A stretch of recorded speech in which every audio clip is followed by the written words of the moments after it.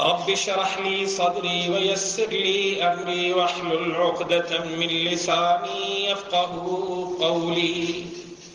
رب زدني علما أما بعد فأعوذ بالله من الشيطان الرجيم بسم الله الرحمن الرحيم المال والبنون زينة الحياة الدنيا والباقيات الصالحات خير عند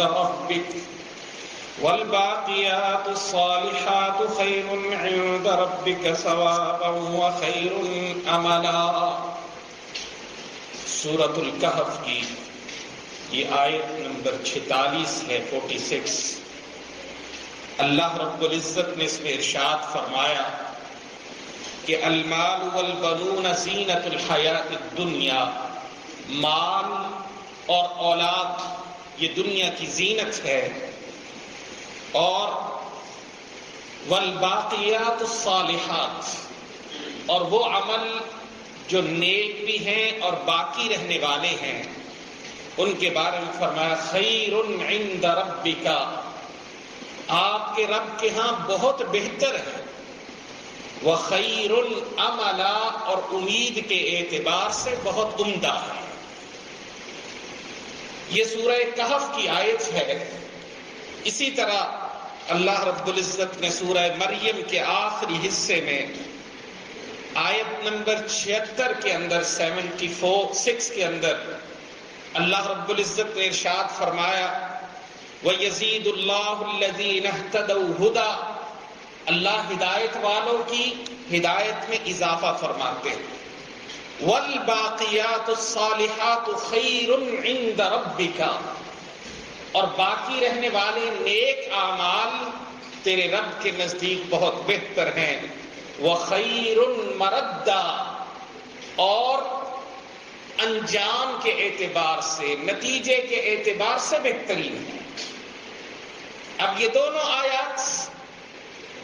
آخری حصہ صرف ایک لفظ کا فرق ہے۔ سورۃ الکہف میں کہا خیر الاملا، امید کے اعتبار سے بہتر ہیں، اور دوسری صورت میں کہا خیر مردہ، نتیجے کے اعتبار سے بڑے کمال کے ہیں۔ تو الباقیات الصالحات، اس کا سادہ ترجمہ کریں تو اس کا ترجمہ یہ ہے باقی رہنے والے نیک اعمال، باقی رہنے والی نیکیاں، تادیر قائم رہنے والے صحیح اور اچھے اعمال۔ اب اسی کی تشریح میں جب ہم جاتے ہیں تو کچھ احادیث اور مفسرین صحابہ کے اقوال وہ ہماری رہنمائی کرتے ہیں کہ اس سے مراد کیا ہے۔ حضرت عبداللہ ابن عباس رضی اللہ عنہما ترجمان القرآن سے دونوں تفاسیر ملتی ہیں۔ ایک وہ کہتے ہیں کہ اس سے مراد 5 نمازیں ہیں، دوسرا کہتے ہیں کہ اس سے مراد وہ تسبیحات ہیں، سبحان اللہ، الحمدللہ، لا الہ الا اللہ اور اللہ اکبر۔ اسی طرح حضرات مفسرین نے اس کی تفصیل بیان کرتے ہوئے، جیسے امام حسن البصری رحمہ اللہ کا قول اور بعض متاخر مفسرین نے بھی اس کو اختیار کیا، وہ اس سے مراد ہر نیک عمل کو لیتے ہیں جو انسان کے لیے قیامت والے دن باقی رہ جائے گا۔ اور ان سارے مفاہیم کے ساتھ ساتھ مفسرین نے بعض نے یہ بھی ترجمہ کیا الباقیات الصالحات سے مراد نیک اولاد بھی ہے، بعض نے اس کا نیک بیٹیاں بھی ترجمہ کیا۔ اب یہ سارے تراجم دیکھا جائے تو یہ ایک دوسرے کے خلاف نہیں ہیں، بلکہ یہ ایک دوسرے کی تشریح کرنے والے ہیں، کیونکہ قرآن حکیم رہتی دنیا تک کے لیے رسول اللہ صلی اللہ علیہ وسلم نے ایک موقع پر، امام حاکم، امام بہقی اور دیگر ائمہ نے اس حدیث کو نقل کیا ہے، اگرچہ سند پر کچھ اختلاف بھی، اس میں بیان کرتے ہیں رسول اللہ صلی اللہ علیہ وسلم نے صحابہ سے کہا کہ تم اپنے آپ کو بچانے کے لیے ڈھال اختیار کر لو۔ صحابہ نے پوچھا کیا کوئی جنگ آنے والی ہے جو ہم ڈھال لے لیں؟ دشمن کے مقابلہ کرنے کے لیے پہلے دور میں جب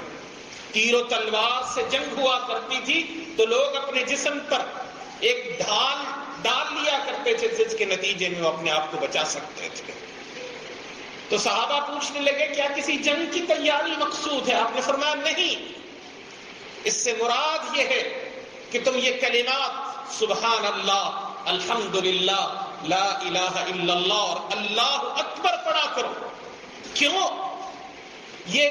کلمات وہ ہیں جو منجیات ہیں، تمہیں بچانے والے ہیں، قیامت والے دن تمہارا دفاع کرنے والے، یہ اللہ کے ہاں تمہیں اعلیٰ اور بلند مقام دینے والے۔ اور اسی طرح ایک موقع پر رسول اللہ صلی اللہ علیہ وسلم کے پاس ایک اعرابی دیہاتی صحابی آتے ہیں، رسول اللہ صلی اللہ علیہ وسلم سے آ کر کہتے ہیں کہ اللہ کے رسول، میرے لیے قرآن پڑھنا بہت مشکل ہے، میں قرآن یاد نہیں کر سکتا، قرآن کو پڑھ نہیں سکتا، تو مجھے ایسے کلمات سکھا دیجئے جن کے نتیجے میں اللہ مجھے وہی اجر عطا کر دے اور میری طرف سے کفایت ہو جائے۔ آپ صلی اللہ علیہ وسلم نے ان کو یہ کلمات سکھائے، کہا تم کہا کرو سبحان اللہ، الحمدللہ، لا الہ الا اللہ، اللہ اکبر۔ دیہاتی تھا، سادہ تھا، رسول اللہ صلی اللہ علیہ وسلم سے سنا تو سن کر کہنے لگا اللہ کے رسول، یہ تو اللہ کی تعریف ہوئی نا، میرا کیا ہے، مجھے کیا ملے گا؟ آپ نے پھر کہا کہ چل تو اضافی یہ کلمے کہہ لیا کر، اللہم اغفر لی، اللہم ارحمنی، اللہم ارزقنی، اللہم اہدنی۔ یہ الفاظ مختلف ترتیب سے ملتے ہیں، اللہ مجھے معاف فرما دے، مجھے ہدایت دے دے، مجھے رزق دے دے، مجھے عافیت عطا فرما دے۔ اب اس نے ہاتھ باندھے اور کہا کہ بس، جیسے اشارہ ہوتا ہے نا، ٹھیک ہے جی میں اس پہ ڈٹ گیا۔ آپ صلی اللہ علیہ وسلم نے فرمایا اس نے اپنے ہاتھوں کو خیر سے بھر لیا۔ اور انہی کلمات کے بارے میں صحیح مسلم کی حدیث میں رسول اللہ صلی اللہ علیہ وسلم نے فرمایا کہ یہ اللہ کے محبوب ترین کلمے ہیں، اور روایت میں ان کو افضل ترین کلمات کہا گیا ہے، سبحان اللہ، الحمدللہ، لا الہ الا اللہ، اللہ اکبر۔ اور انہی کو بعض مفسرین کا خیال یہ ہے کہ یہی مراد ہے الباقیات الصالحات سے، باقی رہنے والے نیک اعمال۔ کیوں کہ اس حدیث میں، حدیث اسراء و معراج، یہ ذکر ملتا ہے کہ جب رسول اللہ صلی اللہ علیہ وسلم کی ملاقات سیدنا ابراہیم علیہ السلام سے ہوئی تو ابراہیم علیہ السلام نے رسول اللہ صلی اللہ علیہ وسلم سے کہا تھا میری طرف سے اپنی امت کو سلام کہتا۔ یہ امت کس کمال کی امت ہے، اس امت کو انبیاء کے باپ جد امجد سلام بھیج رہے ہیں، لیکن ساتھ پیغام دیتے ہیں کہ میری آپ اپنی امت کو جا کر میری طرف سے یہ پیغام دینا کہ جنت ایک چٹیل میدان کا نام ہے، لیکن اس کا پانی بڑا میٹھا ہے، اس کی زمین بڑی زرخیز ہے۔ آپ میں سے اکثر لوگ کھیتی باڑی سے تعلق رکھنے والے ہیں، آپ کو معلوم ہے جو زرخیز زمین ہوتی ہے، جہاں پانی میسر ہوتا ہے، اس کو آباد کرنا مشکل نہیں ہوتا۔ زمین زرخیز نہ ہو یا زرخیز ہو، پانی میسر نہ ہو تو انسان کھیتی باڑی نہیں کر سکتا۔ تو ابراہیم علیہ السلام نے فرمایا میری اپنی امت کو میری طرف سے جا کر یہ پیغام دینا کہ جنت ایک چٹیل میدان کا نام ہے، اس کا پانی میٹھا ہے، اس کی زمین زرخیز ہے، اگر تم چاہتے ہو وہ آباد اور لہلہاتی ہوئی جنت بن جائے تو پھر تم کثرت سے یہ کلمات کہنا۔ کون سے؟ سبحان اللہ، الحمدللہ، لا الہ الا اللہ، اللہ اکبر۔ اور صحیح مسلم کی حدیث میں رسول اللہ صلی اللہ علیہ وسلم نے فرمایا کوئی فرق نہیں پڑتا بِأَيِّهِنَّ بَدَتْ، کہیں سے سٹارٹ کر لو، مثلا سبحان اللہ، الحمدللہ، لا الہ الا اللہ، اللہ اکبر، یہ ترتیب، یا اللہ اکبر، لا الہ الا اللہ، الحمدللہ، سبحان اللہ، کوئی بھی ترتیب اختیار کر لو، اللہ کے ہاں یہ سب سے محبوب ترین کلمات ہیں۔ اور دیکھیں نماز کے بعد تعلیم دیتے ہوئے رسول اللہ صلی اللہ علیہ وسلم کیا سکھاتے ہیں؟ سبحان اللہ، الحمدللہ، اللہ اکبر کی تسبیحات، تکبیر، لا الہ الا اللہ وحدہ لا شریک لہ، لہ الملک ولہ الحمد وہو علی کل شیء قدیر۔ یہ ترتیب یاد رکھیے گا، 4 مختلف ترتیبیں رسول اللہ صلی اللہ علیہ وسلم نے سکھائیں۔ 33 بار سبحان اللہ، 33 بار الحمدللہ، 33 بار اللہ اکبر، یہ 99 بار ہوئے۔ 100 کی تکمیل لا الہ الا اللہ وحدہ لا شریک لہ، لہ الملک ولہ الحمد وہو علی کل شیء قدیر سے کر لیجیے۔ یا دوسری ترتیب 33 بار سبحان اللہ، 33 بار الحمدللہ اور 34 بار اللہ اکبر، دوسری ترتیب۔ تیسری ترتیب وقت کم ہے، اندازہ یہی ہوتا ہے، رسول اللہ صلی اللہ علیہ وسلم نے سکھا دیا، کہا 25 بار۔ یا ترتیب انسان کوکٹیل بنانا چاہتا ہے، مختلف طرح کے پھلوں کو اکٹھا کرنا چاہتا ہے، تو فرمایا 25 بار وہ سبحان اللہ کہہ لے، 25 بار الحمدللہ کہہ لے، 25 بار اللہ اکبر کہہ لے، اور 25 بار لا الہ الا اللہ کہہ لے۔ اور چوتھی ترتیب، اور اس میں اندازہ ہوتا ہے کہ وہ بعض اوقات انسان جلدی میں ہے، اس کے لیے حل بتا دیا، فرمایا 10 بار سبحان اللہ کہے، 10 بار الحمدللہ کہے، 10 بار اللہ اکبر کہہ لے۔ اللہ رب العزت اس کے نتیجے میں کیا ہوگا؟ 5 نمازیں ہیں، بظاہر یہ 150 بار کہہ رہا ہوگا، لیکن اللہ اس کو 10 گنا کے ساتھ اضافہ کر کے کتنا اجر عطا فرما دیں گے۔ یہی تسبیح ہے جسے ہم صلاۃ التسبیح میں پڑھتے ہیں، 75 بار ہر رکعت کے اندر۔ یہی وہ تسبیح ہے جو رات کو اگر ایک خاص ترتیب کے ساتھ، جب رسول اللہ صلی اللہ علیہ وسلم نے اپنی بیٹی حضرت فاطمہ الزہرا رضی اللہ عنہا کے مطالبے پر یہ سکھایا تھا، اس لیے اس کو ورد فاطمی بھی کہا جاتا ہے، کہ جب وہ آئی تھی رسول اللہ صلی اللہ علیہ وسلم کے گھر، آپ کے پاس کچھ غلام آئے تقسیم کے لیے، تو انہوں نے مطالبہ اپنا چھوڑا کہ میرے لیے بھی کوئی بندوبست کر دیں، مجھے چکی بھی پیسنا پڑتی ہے، دور سے پانی بھی لانا پڑتا ہے۔ رسول اللہ صلی اللہ علیہ وسلم نے غلام تو نہ دیا، لیکن غلامان امت کو، غلامان محمد کو صلی اللہ علیہ وسلم کو ان کے ذریعے نسخہ دے دیا۔ ان کے گھر پہنچے، کہا بیٹی تھکاوٹ ہو جاتی ہے تو کیا بات ہے، میں تمہیں ایسا نسخہ بتاتا ہوں کہ تم اگر اس نسخے پہ عمل کر لو گی، ساری تھکاوٹ تمہاری رات کو اتر جائے گی۔ اور اس کی ترتیب میں، احادیث کے الفاظ میں یوں محسوس ہوتا ہے کہ رسول اللہ صلی اللہ علیہ وسلم نے ترتیب دوسری طرح بتائی کہ 34 بار اللہ اکبر پہلے، پھر 33 بار الحمدللہ، پھر 33 بار سبحان اللہ۔ یہ 100 تسبیحات کر کے لیٹ جاؤ، دن بھر کی ساری تھکاوٹیں فجر پہ اٹھو گے تو اتر چکی ہوں گی۔ یہ کلمات کتنے وزنی قیمتی ہیں، اور ایک حدیث کے الفاظ تو یہاں تک ہیں کہ آپ صلی اللہ علیہ وسلم نے اس حدیث میں یہ بیان فرمایا کہ سبحان اللہ کہنے والے کو 100 گھوڑوں کو اللہ کے راستے میں قربان کرنے جتنا اجر مل جائے گا، الحمدللہ کہنے والے کو 100 اونٹ اللہ کے راستے میں خرچ کرنے والے کے برابر ثواب مل جائے گا،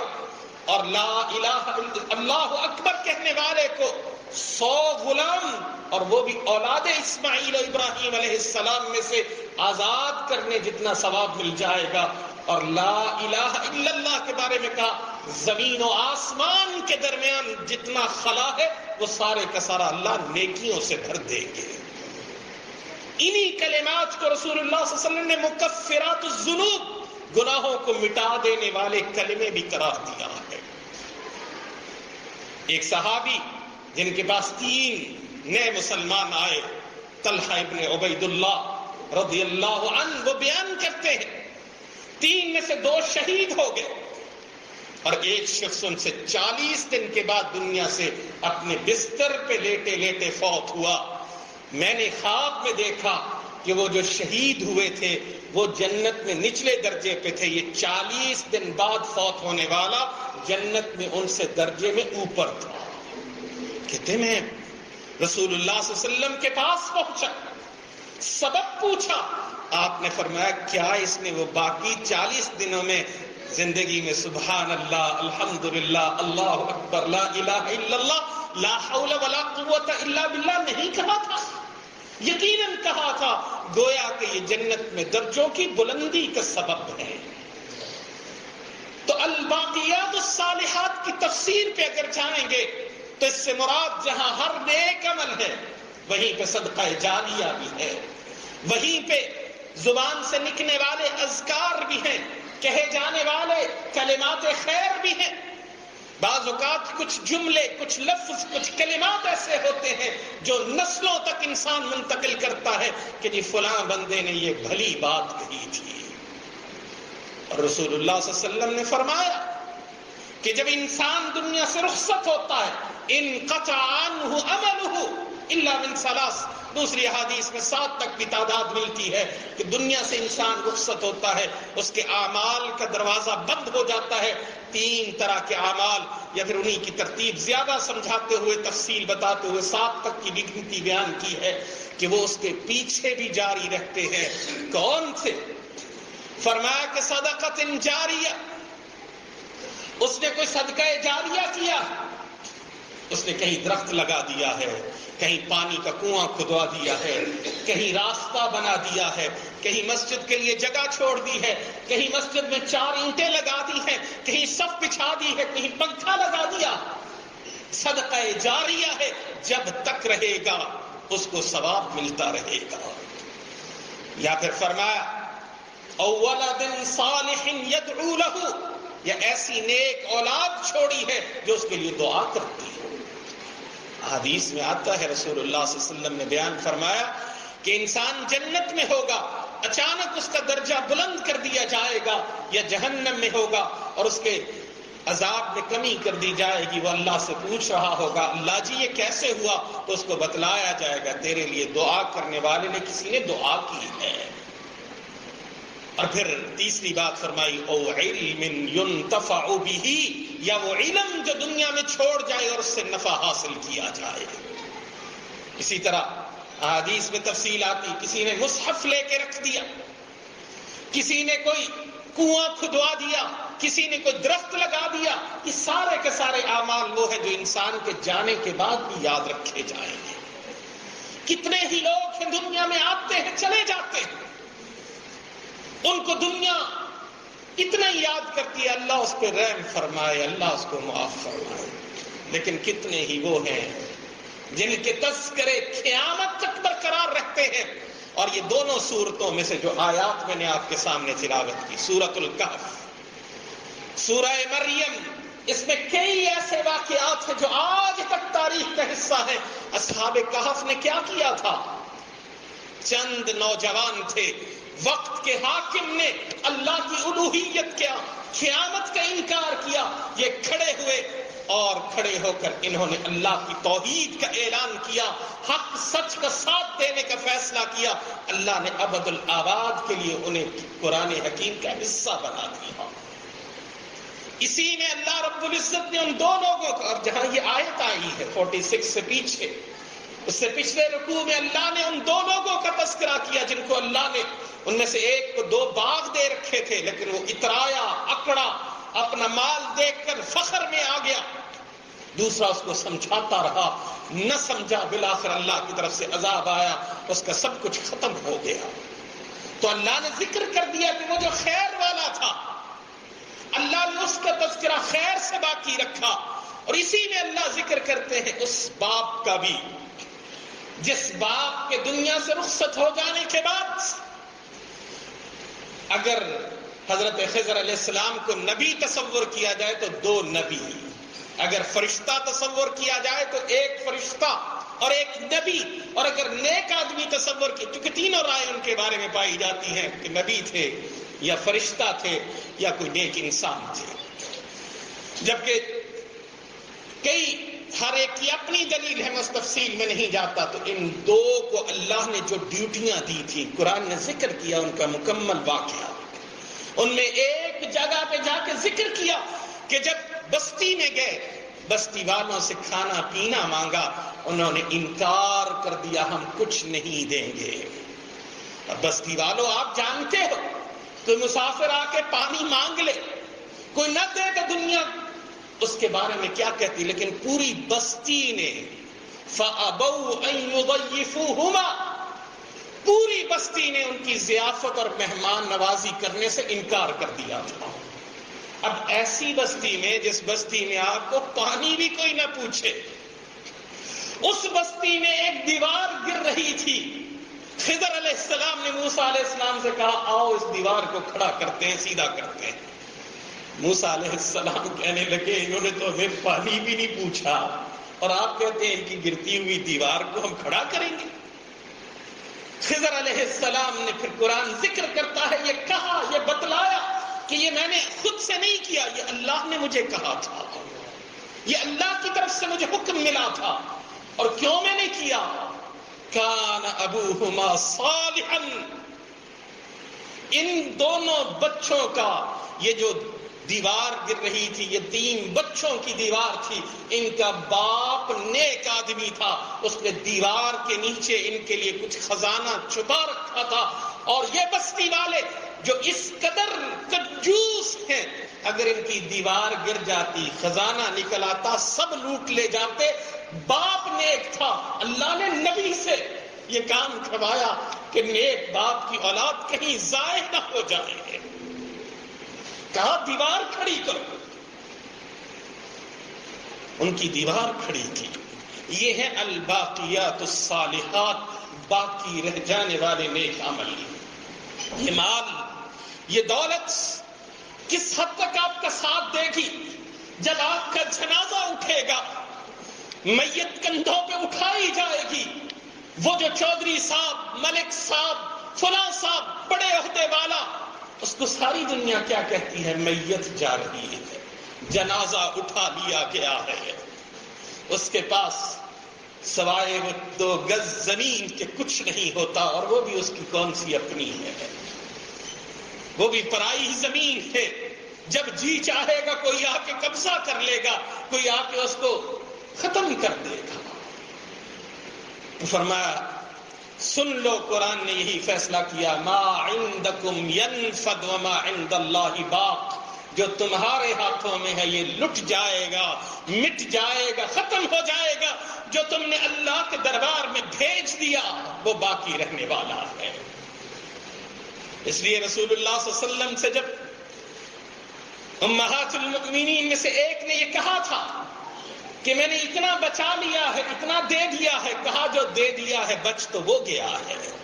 جو اللہ کے راستے میں دے دو گے، جو نیکی کر جاؤ گے، جو اپنے اکاؤنٹ میں ڈال جاؤ گے، وہ ہے الباقیات الصالحات، بچ جانے والی، رہ جانے والی دنیا۔ کیونکہ بہت سارے لوگ دنیا میں آتے ہیں، ان کے آنے پہ چند لوگ خوشی محسوس کرتے ہیں، جنازہ اٹھتا ہے دوسرے دن بھلا دیے جاتے ہیں، لیکن یاد رکھنا، یاد وہ رکھے جائیں گے جن کے آثار باقی ہوں گے، جن کے دنیا سے جانے کے بعد بھی لوگ کہیں گے یہ مسجد فلاں نے بنائی تھی، کہیں گے لوگ یہ مدرسہ فلاں نے کھڑا کیا تھا، کہیں گے لوگ یہ جو بچہ جا رہا ہے اس کی نیکی کی جھلک بتاتی ہے کہ اس کا باپ نیک تھا۔ حضرت عمر بن عبد العزیز خلفاء میں ایک بڑا مقام رکھنے والے، جب وہ دنیا سے رخصت ہو رہے تھے اور ان کے پیچھے چند دینار، بعض تو 17-18 دینار کی بات کرتے ہیں، چھوڑ کے جا رہے تھے، تو اپنی اولاد کے بارے میں ذرہ بھی فکر مند نہیں تھے، کہہ رہے تھے کہ کوئی بات نہیں، میں نے پیسہ نہیں چھوڑا، کوئی فرق نہیں پڑے گا، میں نے اولاد کی تربیت کر دی ہے، خیر دے دی ہے، ان کو نیک نامی دے دی ہے، میرے بعد یہ ضائع نہیں ہوں گے۔ مورخ بیان کرتے ہیں، کہتے ہیں کہ وہی بچے عمر ابن عبد العزیز رحمہ اللہ کے، جن کے مرنے کے بعد ان بچوں میں سے کسی بچے کو صرف 1 دینار، آج کے 100,000 روپیہ وراثت میں ملتا ہے، چند سالوں کے بعد مورخ کہتا ہے میں نے ان میں سے ایک کو دیکھا کہ وہ کئی اونٹ اللہ کے راستے میں قربان کر رہا تھا، اور اس کے مقابلے میں وہ بیان کرتا ہے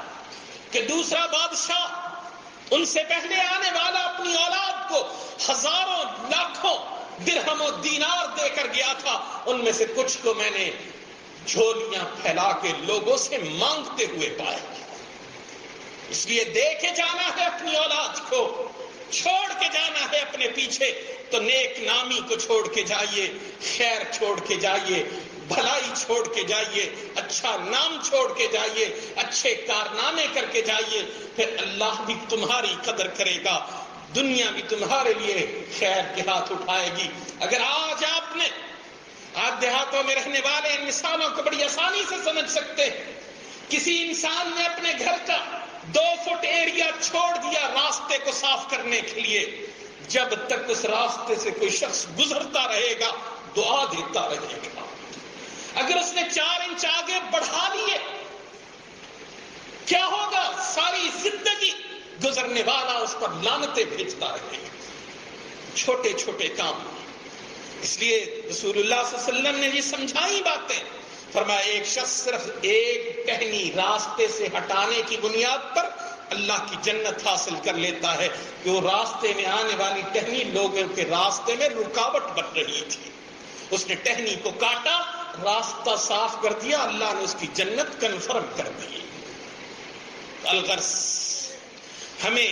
یہ فیصلہ بھی کرنا ہے اور اس پر عمل بھی کرنا ہے کہ ہم نے وہ کام کرنے ہیں جو ہمارے جانے کے بعد بھی ہمارے لیے نیکیوں کا سبب بنتے رہیں۔ ہم دنیا سے رخصت ہو جائیں لیکن ان کا فیض ہم تک پہنچتا رہے۔ یاد رکھیں وہاں پر نہ مال پہنچے گا، نہ وہاں جاہو جلال پہنچے گا، وہاں تو جب جاؤ گے تو ایک انسان کی شکل میں جاؤ گے۔ ہاں یا سبحان اللہ، الحمدللہ، اللہ اکبر، لا الہ الا اللہ، لا حول ولا قوت الا باللہ، اللہم صلی علی محمد وعلی آل محمد، لا الہ الا انت سبحانک انی کنت من الظالمین، یہ کہے ہوئے جملے تمہارا گھیراؤ کر لیں گے، نہ جہنم کو تمہارے قریب آنے دیں گے، نہ عذاب کے فرشتوں کو تمہارے قریب آنے دیں گے۔